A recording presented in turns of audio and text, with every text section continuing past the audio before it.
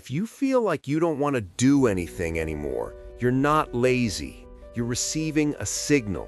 Your brain is trying to tell you something, and if you ignore it, things are only going to get worse. So let me explain what's really happening to you right now. You wake up tired, even after sleeping 8 hours. You open your phone, and suddenly it's been 3 hours and you've done nothing. You tell yourself today's the day you'll finally start, but by noon you're back on the couch scrolling through videos of people living the life you wish you had. And the worst part? You don't even enjoy it anymore. You're just numb. And here's the thing nobody's telling you. This isn't a motivation problem. This is a dopamine crisis. Your brain runs on dopamine. It's the chemical that makes you want things, chase things, feel alive. But here's where it gets dark. Every time you grab your phone and scroll TikTok for hours, every time you binge junk food, every time you watch porn or play video games until 4 in the morning, you're flooding your brain with easy dopamine. And your brain? It's not stupid. It learns. It realizes it can get massive hits of pleasure without you having to do anything hard. So why would it motivate you to study, work out, build something, talk to people? Those things are hard. They're risky. They take effort. Your brain says, no thanks, I'll just wait for the next scroll session. You're not lazy. You're overstimulated. Your dopamine system is fried. It's like trying to taste salt after eating nothing but candy for a year. Normal life feels boring now because you've been living on dopamine steroids. And this is where people get stuck, because the less you do, the worse you feel. And the worse you feel, the more you escape into the easy dopamine hits. It's a loop, a trap, and most people don't even realize they're in it. But that's not even the real problem. The real problem is what happens when you stay in this state too long. Your body starts treating life like a threat. You enter what's called survival mode. Chronic stress, constant pressure, scrolling through everyone's highlight reel while your own life feels like it's falling apart. Your nervous system thinks you're being chased by a lion 24/7. And when you're in survival mode, creativity dies, motivation disappears. Your brain shuts down everything that isn't essential. You're not depressed because you're weak. You're exhausted because your system is overloaded. And let's talk about sleep, because I know you're not getting good sleep. You're going to bed at 2 in the morning after watching videos and doom scrolling. You wake up groggy. You drink coffee just to feel human. And then you wonder why you have no energy.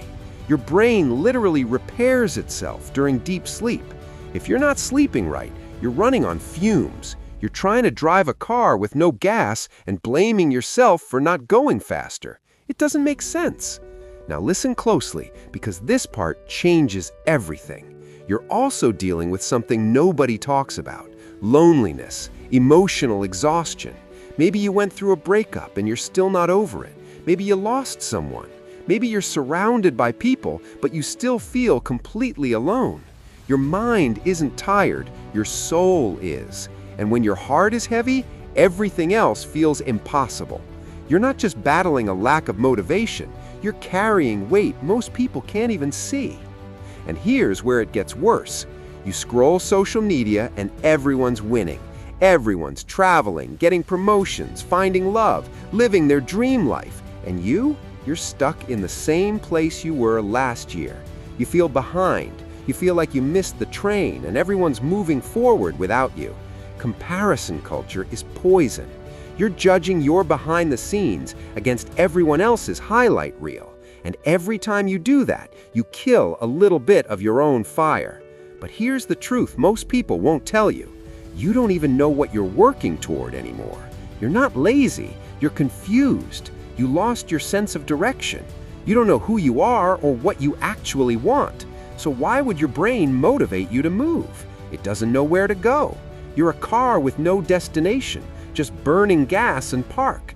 And that's terrifying, because without purpose, effort feels pointless. And the final trap? Guilt. You feel bad about doing nothing, so you beat yourself up. And because you feel so bad, you don't have the energy to do anything, so you do nothing again. And the guilt gets heavier. It's a spiral. You're drowning in your own shame, and every day it gets harder to breathe. So what do? How do you break out of this? I'm not going to lie to you and say it's easy, but it is possible. And it starts with 5 steps, real steps, not motivational fluff, actual changes. Step 1, dopamine reset. You need to starve your brain of cheap dopamine for at least 2 weeks. Cut the scrolling, cut the porn, cut the junk food binges. Yes, it's going to feel terrible at first. You're going to be bored out of your mind. Good. That's your brain recalibrating. Let it. When normal activities start feeling interesting again, you'll know it's working. Step 2, move your body. I don't care if it's a walk around the block or 10 push-ups. Your body and mind are connected. When you move, energy flows. You don't need a gym membership. You just need to get out of your own prison. Even 5 minutes counts. Step 3, fix your sleep. No screens 1 hour before bed.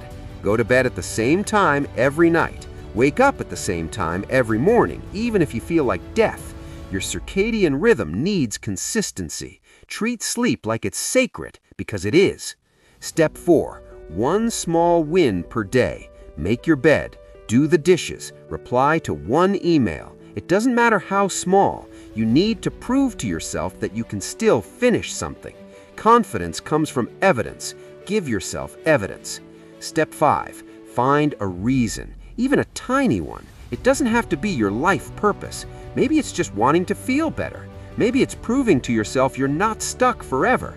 Maybe it's honoring someone you lost. Find something, anything that pulls you forward, even just an inch. You don't need to fix everything today. You just need to start. Because here's the final truth that nobody tells you.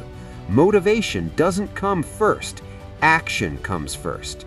You don't feel like doing it, then do it, then feel good. You do it even though you don't feel like it, and then the feeling follows. Motivation doesn't disappear, it gets buried, and the only way to dig it back up is to move. You're not broken, you're not lazy, you're stuck. And stuck is temporary, but only if you choose to move. So stop waiting to feel ready, stop waiting for the perfect moment, start now. Even if it's messy, even if it's small, because your future self is begging you to try. You don't need motivation to start. You need to start to get motivation back.